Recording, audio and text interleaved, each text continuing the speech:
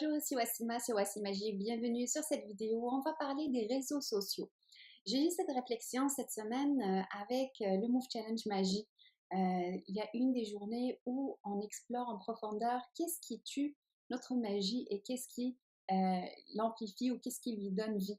Et donc, j'ai eu l'inspiration que les réseaux sociaux ont une grande influence en fait sur ma magie. Euh, Qu'est-ce que je définis comme magie? C'est tout ce que je suis, c'est tout ce que je fais, tout ce que je crée, que ce soit sur mon site web, que ce soit sur YouTube, que ce soit avec mes proches, avec mes clients, whatever. Et donc, ce que j'ai remarqué, c'est que les réseaux sociaux ont deux faces. C'est comme une pièce de monnaie. Il y a le côté qui est vraiment super positif, qui justement, il nous permet d'accéder plein de personnes dans le monde. Euh, qui ont les mêmes intérêts que nous. Il y a plein de groupes qui se sont formés, qui continuent à se former autour des mêmes intérêts. Comme on a par exemple le groupe Move Challenge où on partage des choses, où on discute ensemble, on rit ensemble. Il y a l'autre groupe que j'ai créé qui est Magicologie. On parle des êtres magiques, on parle de qu'est-ce qui amplifie notre magie, etc. Et donc, ça permet quand même de regrouper des personnes, peu importe où ils se trouvent dans le monde, autour d'un seul ou plusieurs sujets. Donc, il y a quand même des ressemblances qui vont nous sentir comme faisant partie d'une communauté. L'autre avantage qu'on peut retrouver avec les réseaux sociaux, c'est que on garde contact avec les personnes qu'on a perdues de vue. Ça peut être des personnes qu'on a connues dans le collège, les universités, dans d'autres pays, dans les vacances. Quand on part en vacances, on rencontre plein de beaux mondes. Et donc, sur Facebook, c'est la première chose qu'on fait. Là, on se partage notre Facebook pour rester en contact et se partager les nouvelles. Ah, tiens, il y a quelqu'un qui vient d'avoir un enfant. Ah, il y en a une qui vient de déménager. Donc, ça nous permet quand même de garder ce contact-là. Il y a aussi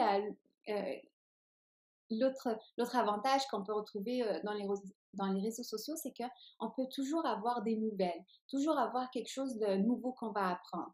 Donc, ça peut être quelque chose de nouveau qui vient d'être créé, quelque chose qui soit en lien avec les nouvelles dans le monde. Ça peut être quelque chose juste dans le domaine de notre travail, puis là, il y a une découverte ou il y a quelque chose qui vient d'être publié. Fait que ça nous permet d'élargir notre champ de connaissances, notre perception des choses. Ça nous permet toujours d'enrichir notre côté intellectuel, puis voir plus.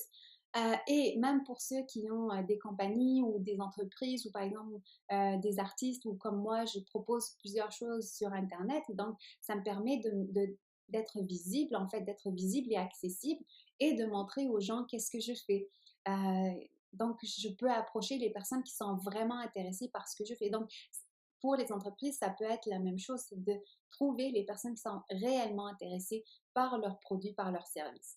Donc ça, c'est parmi les très belles choses que les réseaux sociaux nous offrent. Mais si on regarde ensemble le revers de la médaille, alors voyons ensemble les choses, les effets secondaires, j'aime bien les appeler les effets secondaires des réseaux sociaux. La première chose qu'on va trouver, c'est ce côté dépendant.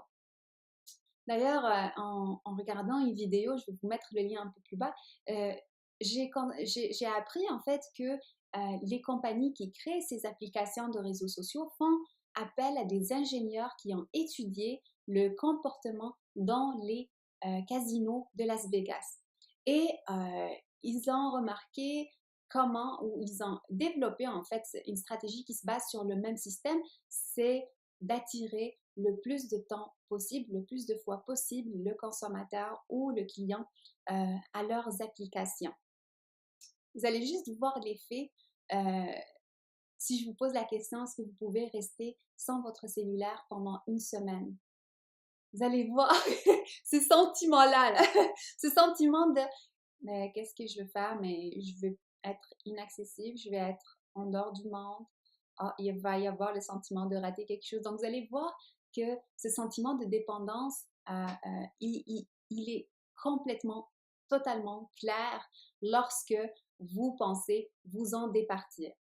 Et justement, après avoir cherché la définition de dépendance, j'en ai trouvé une sur le Larousse, vous allez la trouver un peu plus bas, mais j'en ai développé une selon ce que je perçois vraiment de la dépendance. Donc, pour moi, la dépendance, c'est quelque chose qui nous procure un bien momentané et qui nous pousse toujours à vouloir y revenir.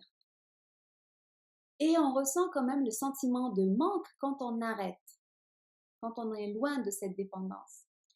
Et à long terme, elle a des effets secondaires néfastes. Donc pour moi, c'est ça la dépendance. Et les réseaux sociaux s'inscrivent totalement dedans. Comment? Alors, les réseaux sociaux nous poussent à devenir programmés à avoir une attention fragmentée. Et ça réduit considérablement notre concentration, notre capacité à être efficace dans notre travail ou dans nos révisions si vous avez des examens. Juste vous poser la question, observez votre concentration ces dernières années. Est-ce que vous avez remarqué que vous oubliez plus souvent? Est-ce que vous avez remarqué que vous avez une fragmentation d'attention, c'est-à-dire que vous commencez quelque chose et après 10-15 minutes, vous avez envie de revenir sur les réseaux sociaux, vous avez envie de toucher votre cellulaire. Est-ce que vous avez déjà remarqué le fait d'aller voir un film ou de commencer à lire un livre et après 10 et 15 minutes, vous avez envie de reprendre votre cellulaire? Et donc, ça amène cette attention fragmentée. Vous commencez quelque chose et au lieu de suivre ce flot, vous le coupez. Et ça vous prend encore le double de temps pour vous reconcentrer sur ce que vous étiez en train de faire.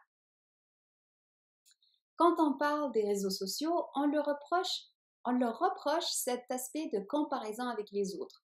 Mais on a oublié quelque chose de super important, c'est cette dépendance à être aimé, à être liké.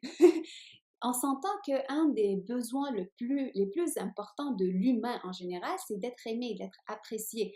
Et les réseaux sociaux jouent sur cet aspect-là d'être aimé, d'être observé, d'être vu, d'être liké. Et cet aspect-là d'être aimé, c'est tellement loin de la réalité parce que l'amour est quelque chose de beaucoup plus profond qu'un simple bouton de j'aime. Donc, cet aspect-là de j'aime, on m'aime, donc j'existe, on m'apprécie. Et ça a amené à tout un tralala de choses du genre montrer quelque chose et être autre chose en arrière. Donc, c'est cette face de surface. Ça a amené beaucoup de stress à certaines personnes de vouloir toujours mettre du contenu pour être aimé à tous les jours. Pour les compagnies, et moi j'ai une page sur, par exemple, sur les réseaux sociaux, entre autres, cette pression de vouloir toujours être à l'affût de ce qui se fait pour être aimé et être dans la tendance. Donc, c'est vraiment une grosse pression et qui ne satisfait pas vraiment le besoin de cœur qui est d'être aimé pour ce que nous sommes réellement. L'autre point, c'est que si vous avez quelque chose à proposer, une entreprise, une passion, vous êtes un artiste, vous êtes un créateur, les réseaux sociaux vont vraiment vous aider à vous faire connaître, à partager ce que vous aimez, à diffuser vos connaissances. Mais c'est toujours accompagné de cette peur d'être oublié, de ne pas être vu et de ne pas vraiment arriver à votre objectif qui est de vous faire connaître et de faire bénéficier le plus de monde de ce que vous offrez.